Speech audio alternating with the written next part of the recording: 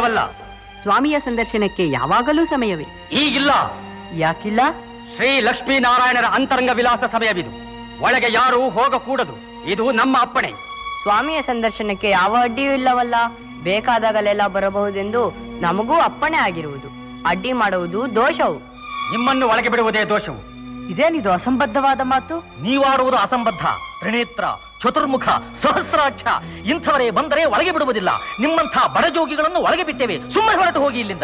ಭಗವಂತನು ಅಧಿಕಾರ, ಐಶ್ವರ್ಯ ಇತ್ಯಾದಿಗಳ ಅಂತಸ್ತಿಗೆ ತಕ್ಕಂತೆ ಇಲ್ಲ. ಆತನಿಗೆ ಸರ್ವರೂ ಒಂದೇ. ಆತನು ಎಲ್ಲರಿಗೂ ಬೇಕಾದವನು, ಎಲ್ಲರೂ ಆತನಿಗೆ ಬೇಕಾದವರು. ನಮ್ಮೊಡನೆ ಚರ್ಚೆ ಮಾಡಲು ಬಂದಿರುವಿರಾ? ಸಾಕು, ಆಚೆಗೆ ನಡೆಯಿರಿ. ಬಾಗಿಲು ಕಾಯುವ ನಿಮ್ಮೊಡನೆ ನಾವೇನು ಚರ್ಚೆ ಮಾಡಲು ಬಂದಿಲ್ಲ. ನಾವು ಶ್ರೀಹರಿಯ ದರ್ಶನವನ್ನು ಮಾಡುವ ವಿಷಯದಲ್ಲಿ ನಿಮ್ಮ ಅಡ್ಡಿಯೊಂದೂ ಸಾಗಲಾರದು. ಒಳಗೆ ಹೋಗುವ ವಿಷಯದಲ್ಲಿ ನಿಮ್ಮ ಪ್ರಯತ್ನಗಳೊಂದೂ ಸಾಗದು. ದ್ವಾರಪಾಲಕರಿಗೆ ಇಷ್ಟೊಂದು ಗರ್ವವೇ? ನಮ್ಮನ್ನು ತಡೆದಿದಲ್ಲದೆ ಮರ್ಯಾದೆ